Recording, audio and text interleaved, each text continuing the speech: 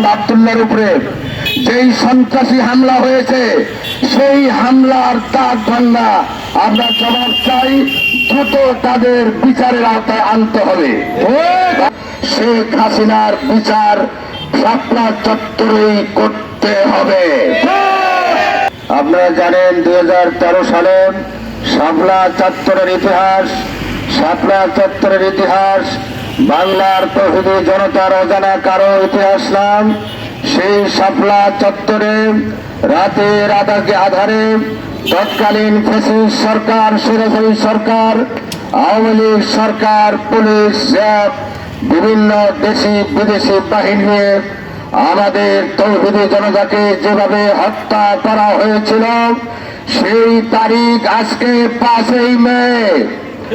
আজকে 5ই মে আমাদেরকে স্মরণ করা যায় 2013 সালের শাপলা চত্বরের ট্র্যাজেডির কথা।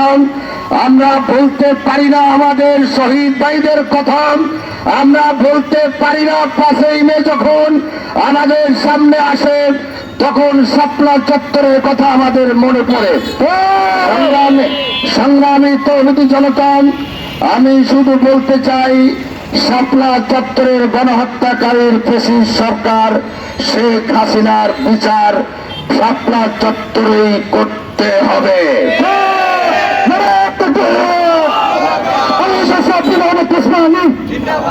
সেই বিচার যদি এই বর্তমান অন্তর্বর্তী সরকারের কাছে আমাদের দাবি যে আপনাদেরকে আমরা সমর্থন দিয়ে ক্ষমতায় বসাইছি, আপনার এই শুধু নারী সংস্কার এবং করিডোর দেওয়ার জন্য না।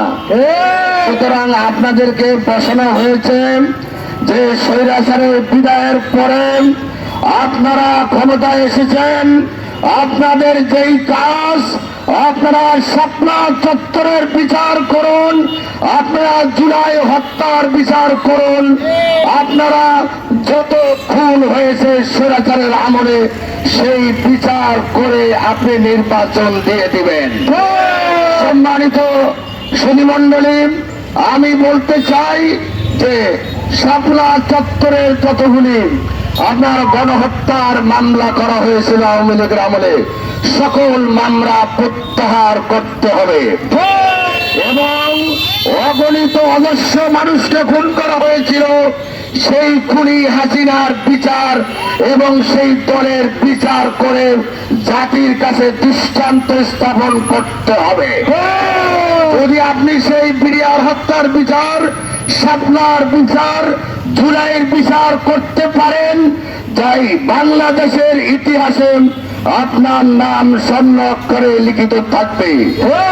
আর যদি সেই বিচার করতে ব্যর্থ হন তাহলে জনগণ আপনাকে আস্থা করে নিক্ষিপ্ত করবে। সুধীমণ্ডলী, আমরা শাপলার হত্যার বিচার চাই এবং শাপলায় যেখানে ফ্যাসিস্ট সরকারের আমলে যে মামলাগুলি হয়েছে সেই মামলাগুলি অবিলম্বে প্রত্যাহার করতে হবে।